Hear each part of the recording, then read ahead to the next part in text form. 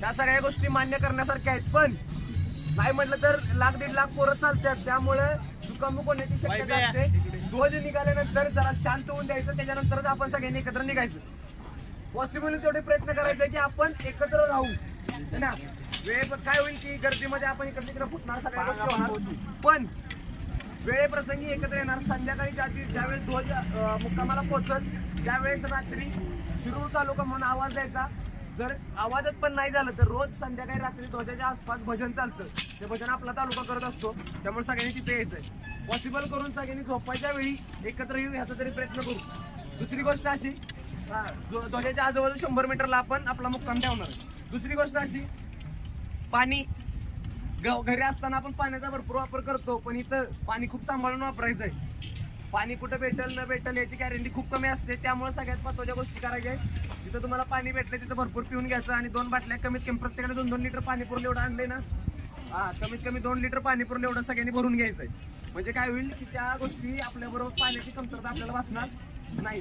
तिसरी गोष्ट तिसऱ्या आपल्यावर जेवढी पण लोक पहिल्यांदा मोहिमेला आलेत सगळ्यांची काळजी आपणच घ्यायची. खास करून बारकी पोरं जी आहेत आपली, त्यांच्या बरोबर सगळ्यांनी राहण्याचा प्रयत्न करायचा. आपापली सगळी पोरं बघून घ्या की आपल्याबरोबर कोण होतं कोण नाही.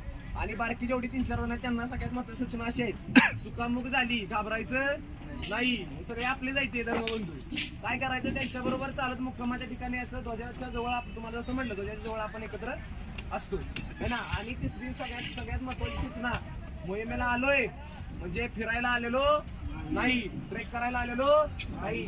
शिवशंभू विचारांच्या त्यांनी ज्या पावलावरती चालले त्या पाऊल खुणांची आपण चाहूल घ्यायला आलोय, याचा विचार करायचा आहे.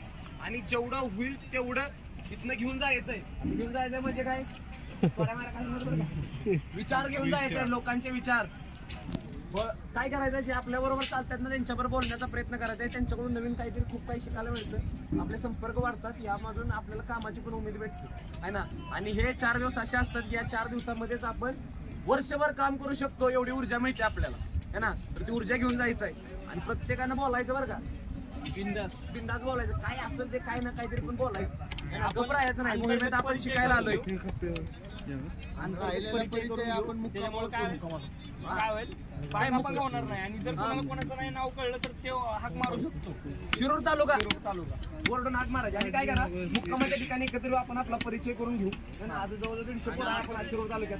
मागल्या वर्षी आपण 60 जण होतो, यावर्षी भरपूर लोक आहेत, त्यामुळे आपण एकत्र बसून परिचय करून घेऊ सगळ्यांना. ठीक आहे. आणि एक सूचना, टोपी कंटिन्यू. टोपी घाला.